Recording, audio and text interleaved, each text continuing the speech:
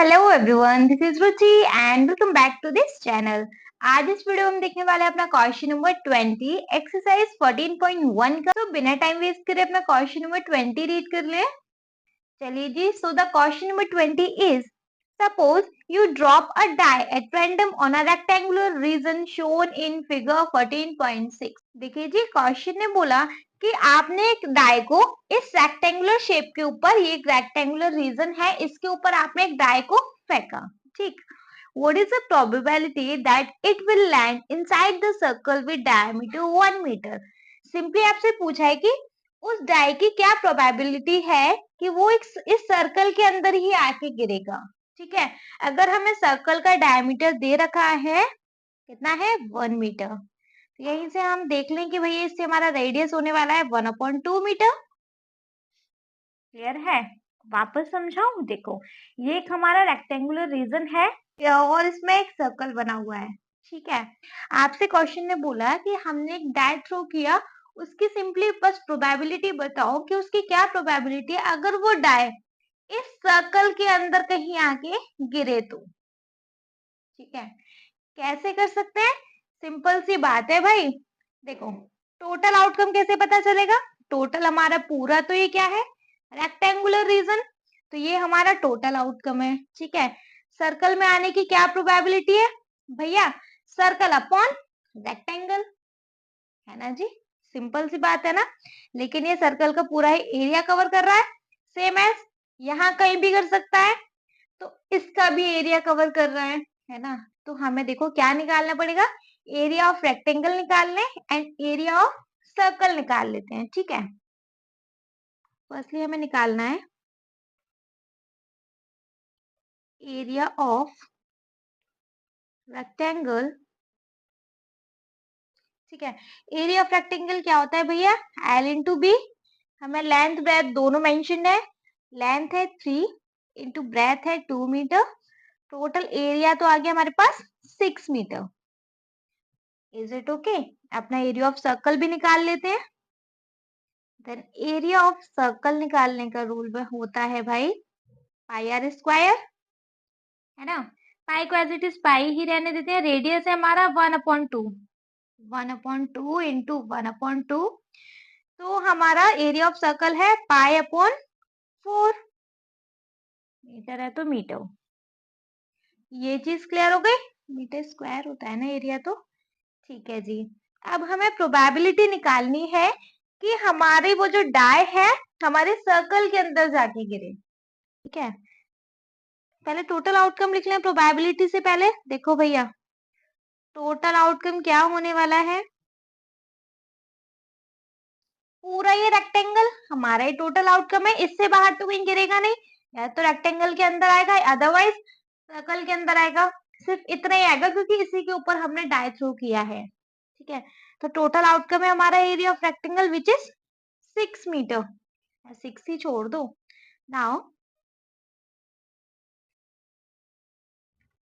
probability of probability of die land inside the circle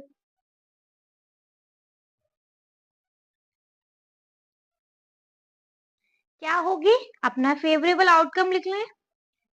favourable outcome, तो देखो circle के अंदर आने का क्या चांस है? सर्कल का एरिया, सर्कल का एरिया है हमारा पाई अपॉन 4। नाउ हमें पता है कि भैया फेवरेबल आउटकम अपॉन क्या होता है? Total outcome. अच्छा, यहाँ तक किसी को कोई कंफ्यूजन तो नहीं है ना?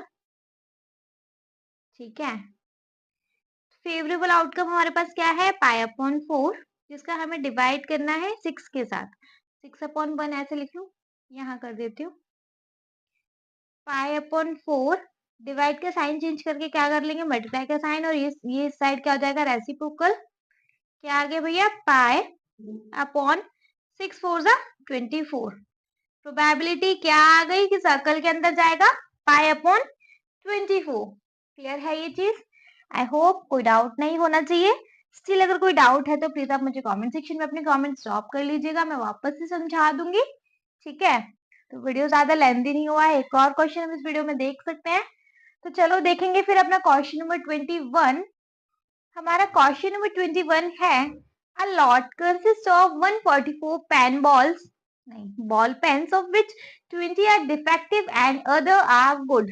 साथ के साथ क्वेश्चन देखें तो एक हमारे पास लॉट है जिसके अंदर देखो टोटल पेन्स कितने हैं, हमें टोटल पेन्स दे रखे हैं उसके अंदर 144, जिसमें से कि डिफेक्टिव हमें मालूम है 20 हैं। ठीक है, बाकी के जो बचे कुचे हैं वो है हमारे गुड, तो डायरेक्ट निकाल ही लेना, बाद में निकालें अभी निकालें।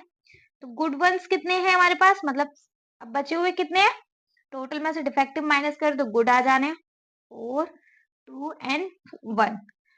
टोटल मतलब गुड पेन्स कितने हैं अब हमारे पास 124। यहाँ तक क्लियर है? ठीक, नेक्स्ट पढ़ेंगे Noori will buy a pen if it is good but will not buy if it is defective. समझो, नूरी अगर पेन ठीक हुआ तो ऑब्वियस सी बात है तभी पेन को खरीदेगी, अदरवाइज उस पेन को नहीं खरीदने वाली है।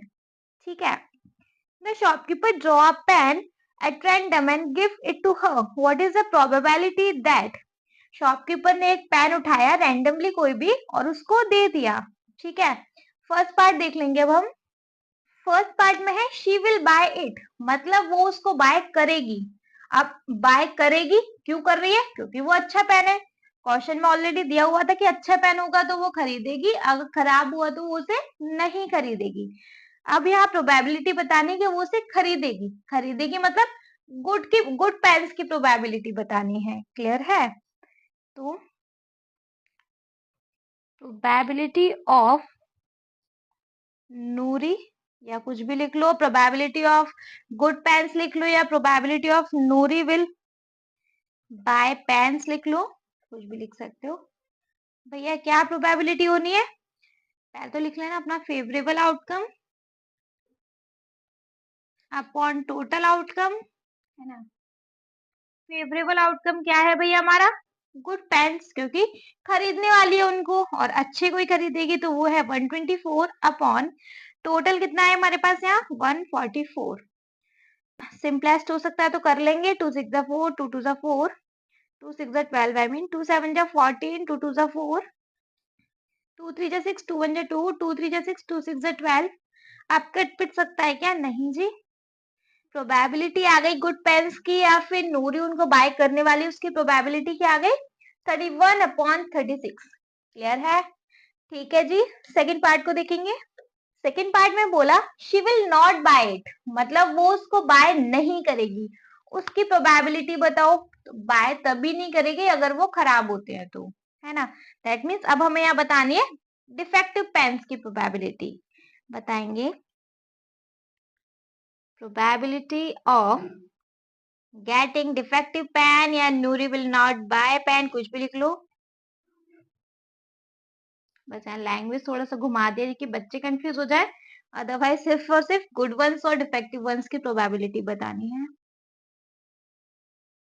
फेवरेबल आउटकम हमारे डिफेक्टिव पेन्स का है 20 अपॉन टोटल आउटकम है हमारा 144। ठीक है जी, सिंपलेस्ट हो जाए तो कर लेंगे 2 10 जा 20 2 7 जा 40 2 2 जा 4 2 5 जा 10 2 3 जा 6 2 6 जा 12। बस अब नहीं होगा, क्या ही आंसर आ गया 5 अपॉन 36। क्लियर है? सिंपल क्वेश्चन था, बस थोड़ा सा लैंग्वेज घुमा लिया था। ठीक है जी, आई होप दोनों क्वेश्चन बहुत अच्छे से समझ आ गए होंगे।